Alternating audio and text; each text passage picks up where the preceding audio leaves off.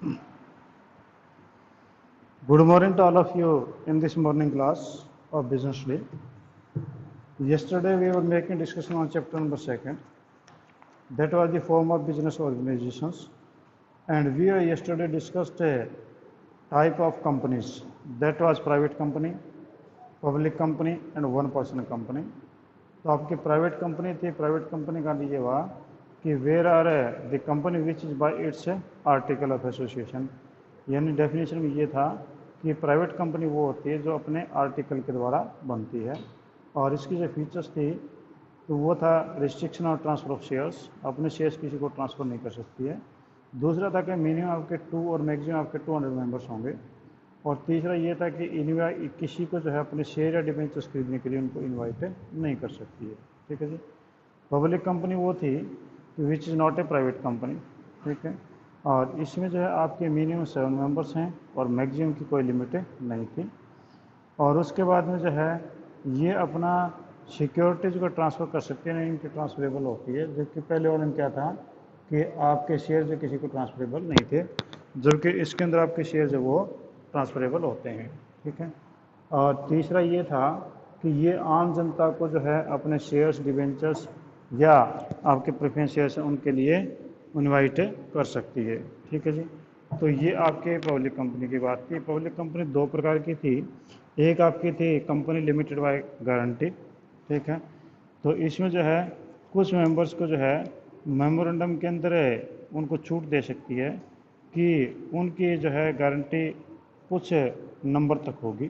ठीक है, और लिमिटेड बाय शेयर्स यानी ये कंपनी ऐसी होती है जिनका कि आपके लिमिटेड बाय शेयर्स होती है, जितने शेयर्स में पैसा लगा कर वहाँ तक आपकी लिबर्टी होती है। ठीक है, और थर्ड आपका one person company OPC. OPC जो है वो आपका था कि वन पर्सन कंपनी वो होता है जिसमें आपका एक आदमी जो है वो मेंबर होता है, मैक्सिमम भी एक है, मिनिमम भी आपका एक ही होता है। और ये आपका जो है कंपनी एक्ट 2013 के अंदर स्पेशल इसको छूट दी गई थी, उसके लिए बनाया गया था।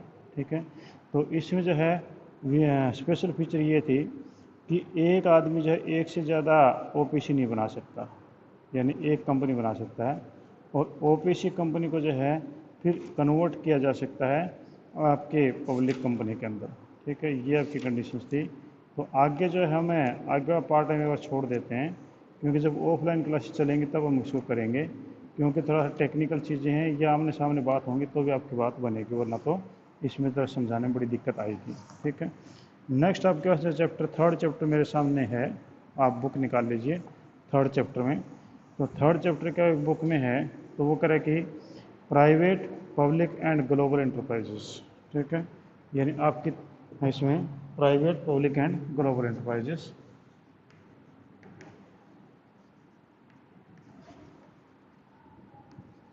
Public and global.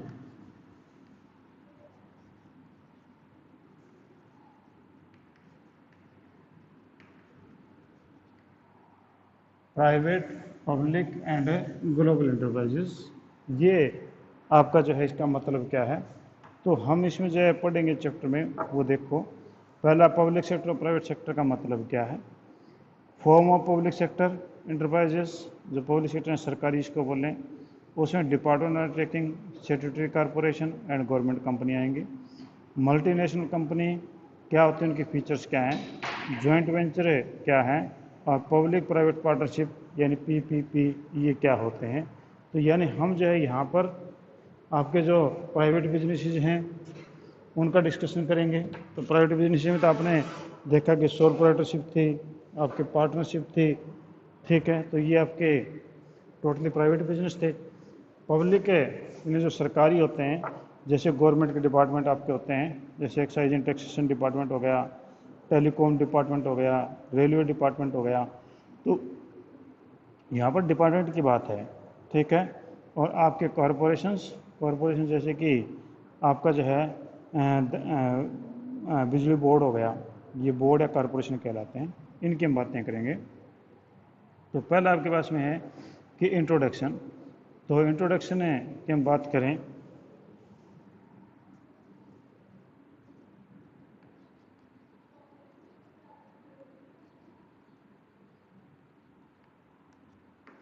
इंट्रोडक्शन। तो इंट्रोडक्शन में कहते हैं कि हमने प्रीवियस चैप्टर जो है उसमें आपकी प्राइवेट सेक्टर इंटरप्राइज के बारे में पढ़ा था, ठीक है। और कहता है कि इस चैप्टर के अंदर हम जो है वो डिस्कस करेंगे जो प्राइवेट सेक्टर के रोल हैं, उसके कौन कौन से रूप हैं, उनकी मेरिट है और डीमेरिट है, वो आप हैं हम पब्लिक और प्राइवेट सेक्टर की बात करेंगे। तो role of private sector versus public sector since independence, कि आपका जो प्राइवेट सेक्टर और पब्लिक सेक्टर है दोनों का देश की आज़ादी से लेकर के आज तक इन दोनों का क्या रोल रहा है इसके बारे में बात कर रहा है ये। तो कहते हैं कि जैसे हमारा देश आज़ाद हुआ तो उस समय हमारी बड़ी समस्याएं थी। यहाँ पर देश के अंदर जो है किसी प्रकार की चीज़ें नहीं बनती थी। तो उस समय हमें जो है एक इंडस्ट्रियल रेवोल्यूशन की ज़रूरत थी, एक औद्योगिक क्रांति की ज़रूरत थी। और उस समय जो 1948 से लेकर 1956 तक आपका जो पब्लिक सेक्टर इंटरप्राइजेज था उसको रिजर्व कर दिया गया काफ़ी सारे एरिया में कि केवल वही लोग जिस प्रकार की चीज़ें बनाएंगे, और प्राइवेट सेक्टर को जो है रिस्ट्रिक्ट कर दिया गया, उनको लाइसेंस की ज़रूरत थी। और इस प्रकार से आपका जो है केवल और केवल आपका जो पब्लिक सेक्टर इंटरप्राइजेज जो है उसी की हम जब बात करते हैं उस समय में, क्योंकि उस समय हमें ज़रूरत थी कि लोगों के पास इतना पैसा था नहीं जो प्राइवेट सेक्टर में काम कर सकें। और इसके लिए ज़रूरी ये था कि वहाँ पर जो है आप लोगों को जो प्राइवेट पब्लिक सेक्टर के अंदर ज़्यादा से ज़्यादा पैसा लगाना था। और ये जो है 1991 तक चलता रहा, ठीक है। 1991 तक आपके गवर्नमेंट डिपार्टमेंट, कॉरपोरेशंस और गवर्नमेंट कंपनीज ये चलती रही। 1991 के अंदर जो है फिर आपकी एक लिबरलाइजेशन और ग्लोबलाइजेशन LPG जो है वो आया, लिबरेशन, ग्लोबलाइजेशन और प्राइवेटाइजेशन, वो स्कीम आपकी आई।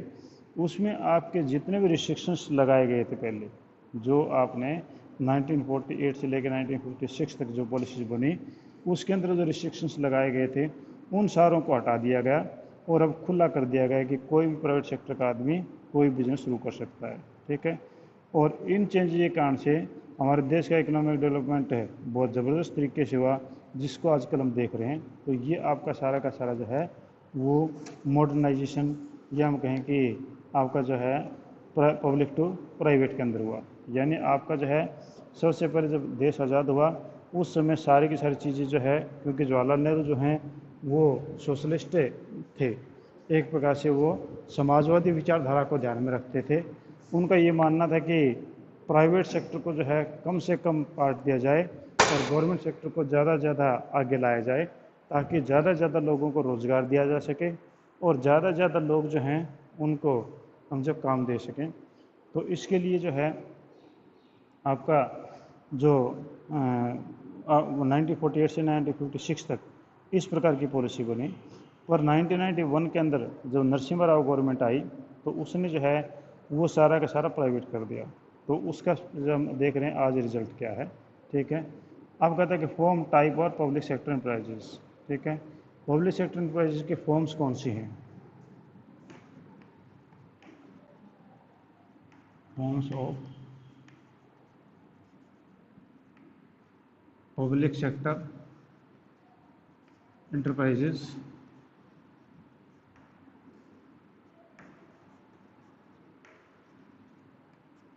पब्लिक सेक्टर एंटरप्राइजेस की फॉर्म्स या रूप कौन कौन से हैं? तो आपका पहला है डिपार्टमेंटल अंडरटेकिंग। इसमें आपका है पहला डिपार्टमेंटल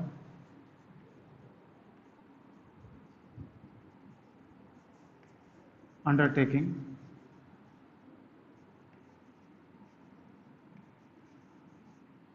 एक तो गवर्नमेंट के डिपार्टमेंट सीधे बनाए जाते हैं, जैसे कि टेलीकॉम डिपार्टमेंट हो गया, एक्साइज एंड टैक्सेशन डिपार्टमेंट हो गया। दूसरा आपका है पब्लिक कारपोरेशंस। दूसरा आपका पब्लिक कारपोरेशंस।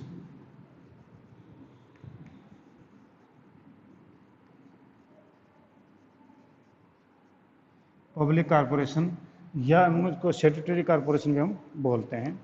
और थर्ड आपके पास में जी वो आपका गवर्नमेंट कंपनीज, ठीक है। थर्ड आपके पास में है गवर्नमेंट कंपनीज। ये आपका गवर्नमेंट कंपनीज। तो हम इन तीनों के बारे में डिस्कस करेंगे पहले। अब पहला सबसे पहला है डिपार्टमेंटल अंडरटेकिंग। यानी आपकी कोई डिपार्टमेंट की बात करें तो डिपार्टमेंट अंडरटेकिंग में है कि ये आपका पब्लिक सेक्टर का सबसे पुराना रूप आपका है। The department undertaking is considered as the one of the department of government. It has no separate existence than government. Government department जो है ये आपका गवर्नमेंट का जो डिपार्टमेंट ऑफ गवर्नमेंट का माना जाता है और इसका गवर्नमेंट से कोई सेपरेशन नहीं है, यानी किसी डिपार्टमेंट ने काम किया इसका मतलब सरकार ने काम किया है। ठीक है, तो आप कोई भी केस डिपार्टमेंट में नहीं बल्कि सरकार पे करेंगे और सरकार आप पे केस करेगी, ना कि कोई डिपार्टमेंट। ठीक है, तो सेपरेट लीगल एंटिटी नहीं है। और इसका जो ओवरऑल फंक्शन जो है वो जो एक मिनिस्टर होता है गवर्नमेंट का वो जो है ओवरऑल इस पर कंट्रोल करता है। जैसे कि रेलवे डिपार्टमेंट हो गया, डिफेंस का डिपार्टमेंट मिलिट्री का हो गया, पोस्ट एंड टेलीग्राम का हो गया, ब्रॉडकास्टिंग हो गया, टेलीफोन सर्विसेज हो गई, ठीक है, एक्साइज एंड टैक्सेशन हो गया। इसी प्रकार से आपके और भी काफ़ी सारे डिपार्टमेंट्स हैं। तो यानी ये आपके डिपार्टमेंट वो होते हैं जिनका एक मिनिस्टर होता है और मिनिस्टर जो है वो एक सरकार का होता है और उसके नीचे जो है वो पूरा का पूरा ऑर्गेनाइजेशन काम करता है। ठीक है, अब हम इसकी डिपार्टमेंट अंडरटेकिंग के जो हैं फीचर्स के बारे में हम डिस्कशन करते हैं कि आप उसके क्या क्या फीचर होंगे। तो features of department undertaking,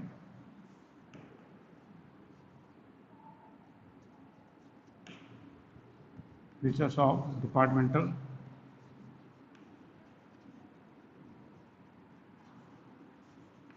undertaking.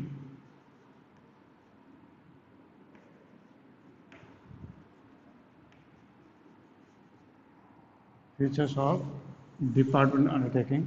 तो डिपार्टमेंट अंडरटेकिंग के फीचर्स कौन सी हैं? तो पहले आपके फीचर्स है जी, the operate under the overall control of one minister. तो हम कहें ऑपरेट अंडर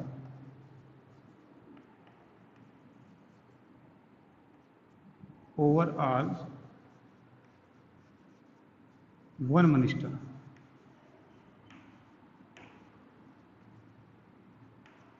इसका जो ऑपरेशन जो है वो एक मिनिस्टर के नीचे होता है। That minister may be of the state government और that minister may be of a state central government.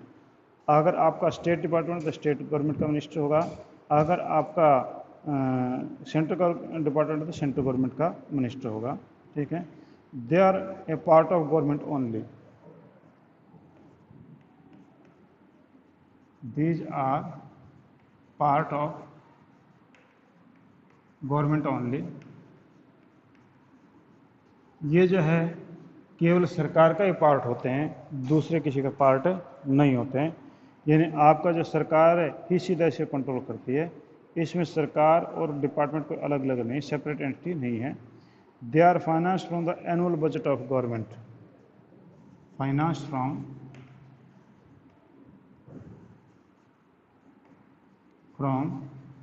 Annual budget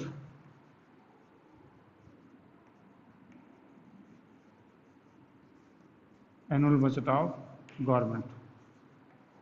government के एनुअल बजट से इनको पैसा मिलता है, that may from the state government और that may from the central government.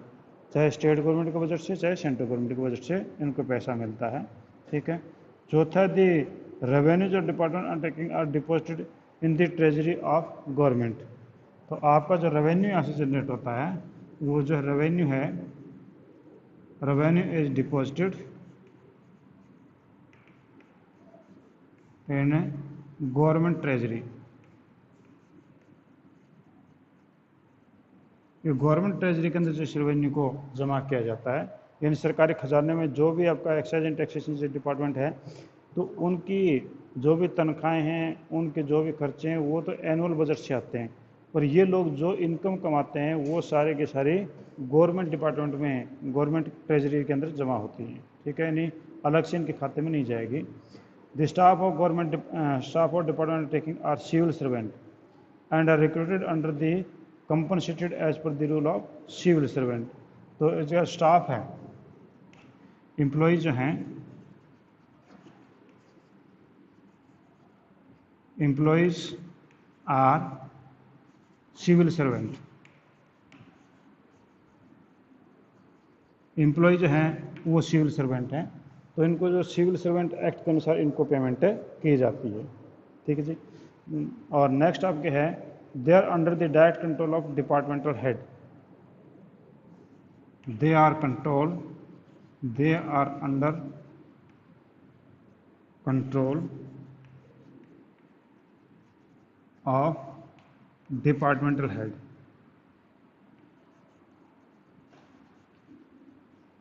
Departmental head के नीचे कंट्रोल में होते हैं, और डिपार्टमेंटल हेड जो है वो डायरेक्टली अकाउंटेबल होता है कंसर्न मिनिस्टर को। यानी आपका जो मिनिस्टर उसके नीचे डिपार्टमेंटल हेड होता है, आपका जो है एक CS मानते हैं उसको, ठीक है, वो एक सेक्रेटरी रैंक होता है, तो सेक्रेटरी जो है वो उसका जिम्मेवार होता है, वो सीधा सीधा मिनिस्टर के लिए जिम्मेवार होता है, ठीक है। They can be sued in the same manner as one file suit against the government, ठीक है।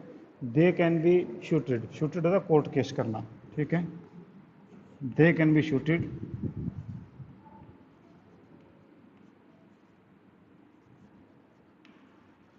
As government. इनके ऊपर केस ऐसे ही चलाया जा सकता है जैसे गवर्नमेंट के ऊपर चलाते हैं, क्योंकि इनकी सेपरेट एंटिटी तो होती नहीं है, तो इसलिए जो है ये ठीक उसी प्रकार से इनका ऊपर केस किया जा सकता है जिस प्रकार से गवर्नमेंट के ऊपर किया जाता है, ठीक है जी।